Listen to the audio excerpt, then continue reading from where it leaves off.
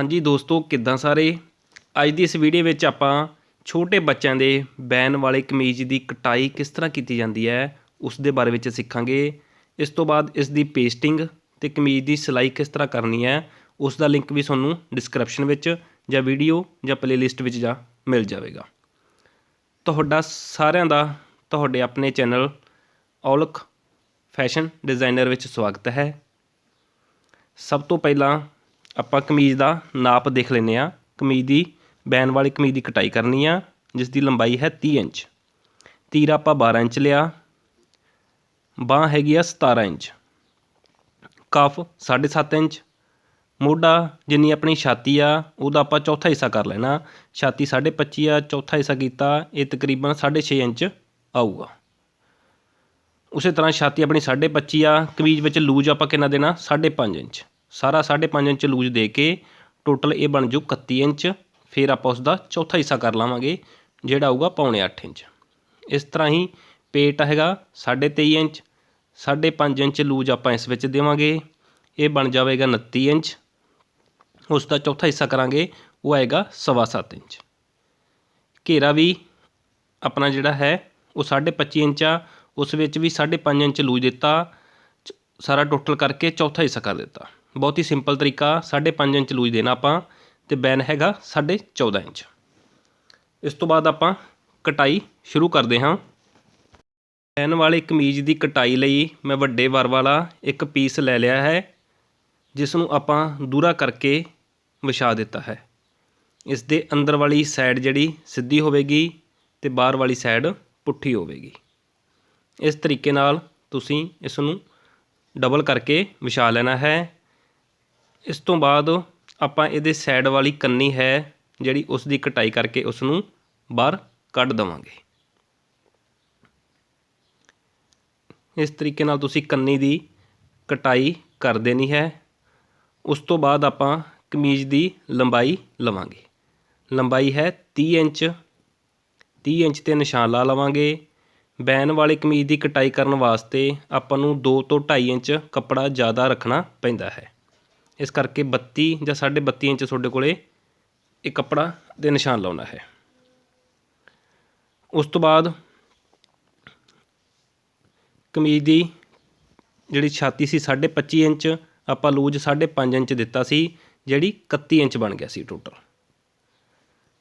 छोटे बच्चों की कमीज़ दे विच आपां 5.5 इंच लूज देना, 31 इंच बन गया। 31 इंच का आपां अध कर लवांगे जिहड़ा आऊगा 15.5 इंच।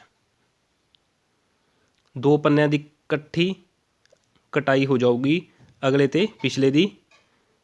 15.5 इंच ते आपां निशान ला लवांगे।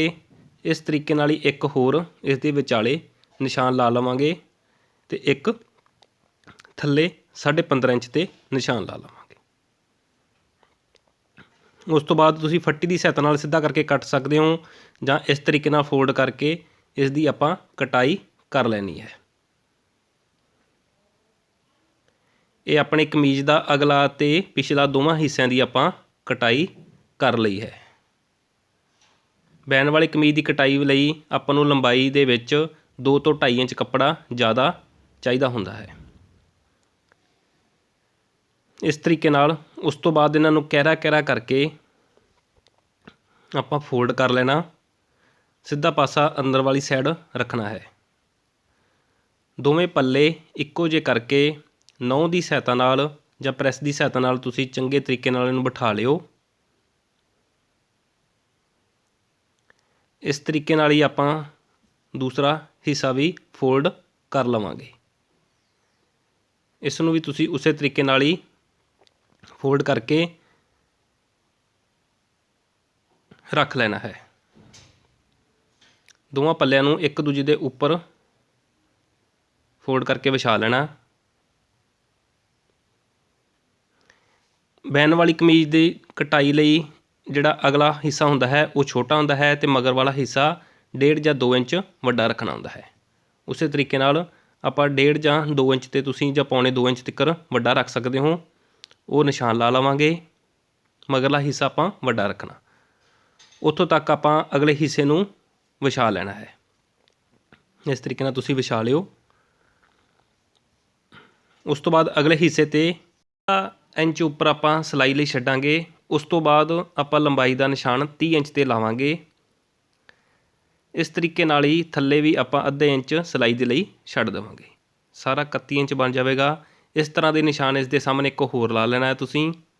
ਫੱਟੀ ਦੀ ਸਹਾਇਤਾ ਨਾਲ ਇਹਨਾਂ ਦੋਵਾਂ ਜਿਹੜੇ ਮਾਰਕ ਲੱਗੇ ਉਹਨਾਂ ਨੂੰ ਸਿੱਧਾ ਕਰ ਲੈਣਾ। ਇਸ ਤਰੀਕੇ ਨਾਲ ਅਗਲੇ ਅਤੇ ਪਿਛਲੇ ਦੋਵਾਂ ਹਿੱਸਿਆਂ ਦੀ ਆਪਾਂ ਇੱਕ ਸਾਥ ਕਟਾਈ ਕਰ ਦੇਣੀ ਹੈ। ਇਸ ਤੋਂ ਬਾਅਦ ਤੁਹਾਨੂੰ ਮੈਂ ਬਾਂਹ ਦੀ ਕਟਾਈ ਕਰਕੇ ਦਿਖਾਊਂਗਾ। ਬਾਂਹ ਦੀ ਕਟਾਈ ਪਹਿਲਾਂ ਮੈਂ ਇਸ ਲਈ ਕਰ ਰਿਹਾ ਕਿਉਂਕਿ ਇਸ ਤੋਂ ਬਾਅਦ ਮੋਢੇ ਦੀ ਕਾਟ ਜਿਹੜੀ ਹੈ ਬਹੁਤ ਹੀ ਵਧੀਆ ਤਰੀਕੇ ਨਾਲ ਆਪਾਂ ਪਾ ਲਵਾਂਗੇ। ਸਿੰਪਲ ਤਰੀਕੇ ਨਾਲ ਪਾਉਣੀ, ਮੋਢੇ ਦੀ ਕਾਟ ਤੁਹਾਨੂੰ ਆ ਜਾਵੇਗੀ। ਇਸ ਲਈ ਜਿਹੜਾ ਫਾਲਤੂ ਕੱਪੜਾ ਆਪਣੇ ਕੋਲ ਬਚਿਆ ਉਸ ਨੂੰ ਲੈ ਲਵਾਂਗੇ। 4 ਹਿੱਸੇ ਚੌੜਾ ਕਰਕੇ ਆਪਾਂ ਨੂੰ ਵਿਛਾ ਲੈਣਾ ਹੈ। 4 ਹਿੱਸੇ ਦੇ ਫੋਲਡ ਕਰ ਲੈਣੇ ਹੈ ਦੂਰਾ। ਉਸ ਤੋਂ ਬਾਅਦ 4 ਹਿੱਸੇ ਦੇ ਫੋਲਡ ਕਰ ਲੈਣੇ ਹੈ। ਜਿੰਨੀ ਆਪਣੀ ਛਾਤੀ ਹੈ 25.5 ਇੰਚ ਸੀ, ਆਪਾਂ ਸਾਈਡ ਤੋਂ 2.5 ਇੰਚ 10ਵਾਂ ਹਿੱਸਾ ਉਹਦਾ ਕਰ ਲੈਣਾ, 2.5 ਇੰਚ ਛੱਡ ਦੇਵਾਂਗੇ।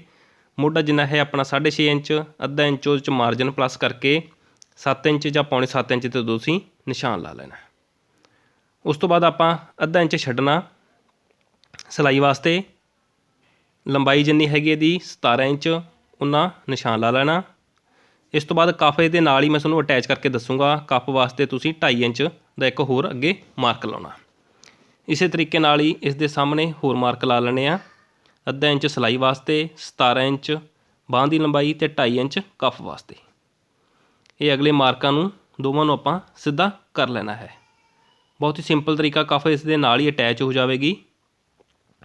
ਇਸ ਤੋਂ ਬਾਅਦ ਕੱਫ ਜਿੰਨੀ ਆਪਣੀ ਹੈ 7.5 ਇੰਚ, ਉਹਦੇ ਵਿੱਚ ਆਪਾਂ 1.5 ਇੰਚ ਪਲੱਸ ਕਰਾਂਗੇ ਸਿਲਾਈ ਵਾਸਤੇ। ਇਹ 9 ਇੰਚ ਆ ਜਾਵੇਗਾ। 9 ਇੰਚ ਦਾ ਅੱਧ ਕਰਾਂਗੇ, ਉਹ ਆਏਗਾ 4.5 ਇੰਚ। 4.5 ਇੰਚ 'ਤੇ ਆਪਾਂ ਨਿਸ਼ਾਨ ਲਾ ਲੈਣਾ। ਬਹੁਤ ਹੀ ਸਿੰਪਲ ਤਰੀਕਾ ਹੈ 1.5 ਇੰਚ ਪਲੱਸ ਕਰਨਾ ਦਬਾ ਲਈ। ਉਸ ਤੋਂ ਬਾਅਦ ਗਲਾਈ ਵਾਲੀ ਫੱਟੀ ਦੀ ਸਹਾਇਤਾ ਨਾਲ ਆਪਾਂ ਇਸ ਤਰ੍ਹਾਂ ਦੀ ਇਹਦੀ ਰਾਊਂਡ ਸ਼ੇਪ ਦੇ ਦੇਵਾਂਗੇ। ਅੱਗੇ ਤੋਂ ਥੋੜ੍ਹੀ ਜਿਹੀ ਆਪਾਂ ਇਹਨੂੰ ਤਿਰਛਾ ਰੱਖਾਂਗੇ ਕੱਫ ਲਈ। ਇਸ ਤੋਂ ਬਾਅਦ ਮਾਰਕਾਂ ਦੇ ਉੱਪਰ ਆਪਾਂ ਇਸ ਦੀ ਕਟਾਈ ਕਰ ਦੇਣੀ ਹੈ।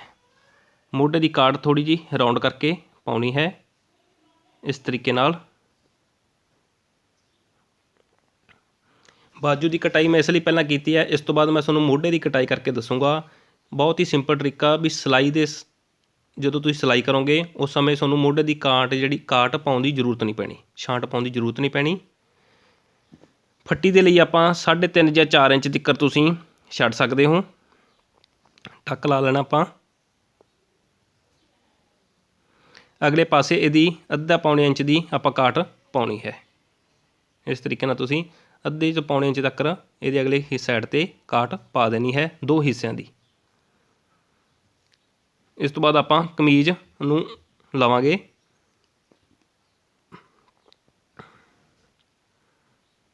ਸਭ ਤੋਂ ਪਹਿਲਾਂ ਤੀਰੇ ਦਾ ਨਿਸ਼ਾਨ ਲਾਵਾਂਗੇ। ਤੀਰਾ ਆਪਣਾ ਸੀਗਾ 12 ਇੰਚ।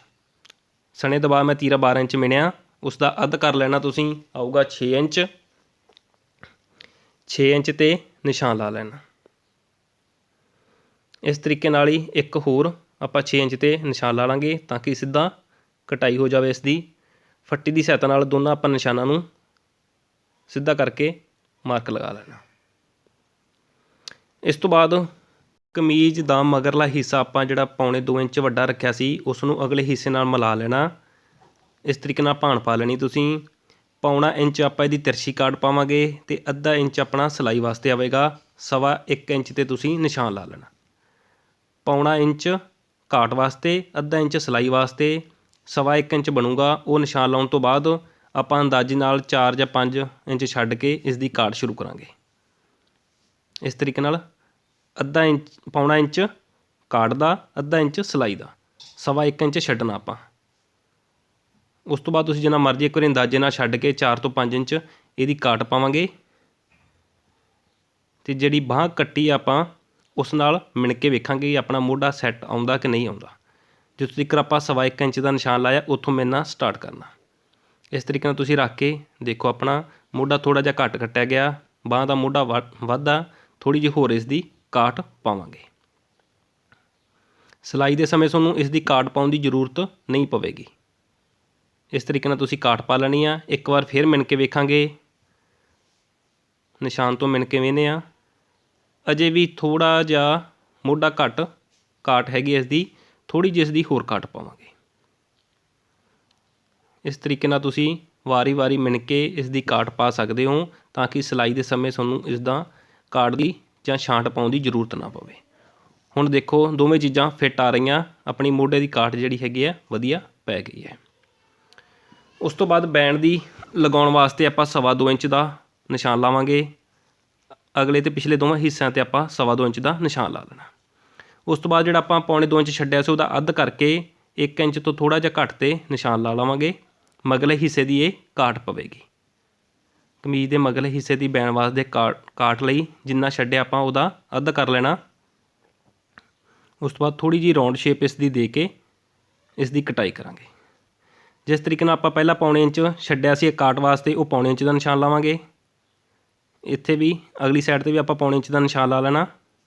ਉਸ ਤੋਂ ਬਾਅਦ ਇਹ ਇਸ ਦੀ ਤਿਰਛੀ ਕਾਟ ਹੋਵੇਗੀ।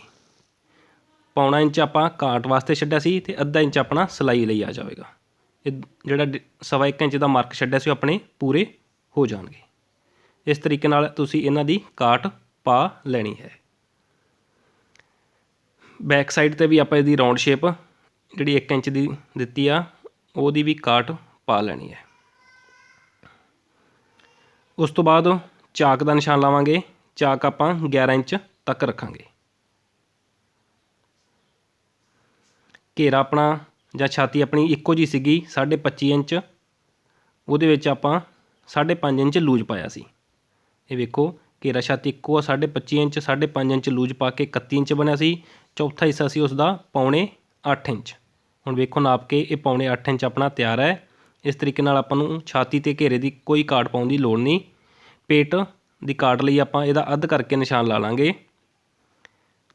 ਪੇਟ ਆਪਣਾ ਸੀਗਾ 23.5 ਇੰਚ, 5.5 ਇੰਚ ਆਪਾਂ ਲੂਜ ਦਿੱਤਾ ਇਸ ਵਿੱਚ, 29 ਇੰਚ ਬਣ ਗਿਆ। ਚੌਥਾ ਹਿੱਸਾ 7.25 ਇੰਚ ਸੀ। ਹੁਣ ਪੇਟ ਦੀ ਆਪਾਂ ਨੂੰ ਕਾਟ ਜਿਹੜੀ ਸੀ ਪਾਉਣੀ ਪੈਣੀ ਆ 7.25 ਇੰਚ 'ਤੇ ਆਪਾਂ ਨਿਸ਼ਾਨ ਲਾਵਾਂਗੇ। ਉਸ ਤੋਂ ਬਾਅਦ ਗਲਾਈ ਵਾਲੀ ਫੱਟੀ ਦੀ ਸਹਾਇਤਾ ਨਾਲ ਤੁਸੀਂ ਇਹਦੀ ਰਾਊਂਡ ਸ਼ੇਪ ਦੇ ਦਿਓ।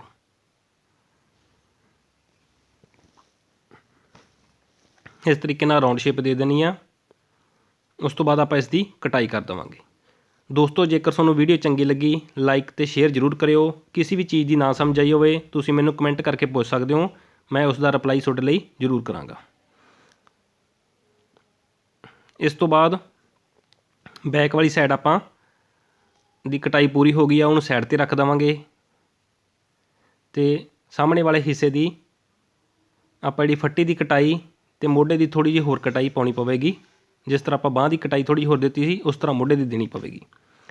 ਜਿਹੜੀ ਫੱਟੀ ਹੈਗੀ ਇਹਦੀ ਕਾਜ ਫੱਟੀ 10 ਇੰਚ 'ਤੇ ਰੱਖਾਂਗੇ।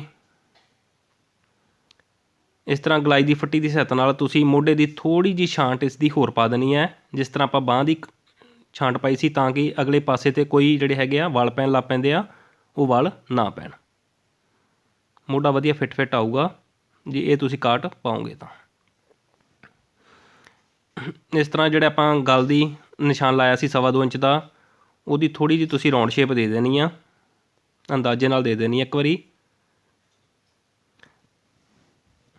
ਉਸ ਤੋਂ ਬਾਅਦ ਫੱਟੀ ਦੀ ਕਟਾਈ ਕਰ ਦੇਣੀ ਹੈ।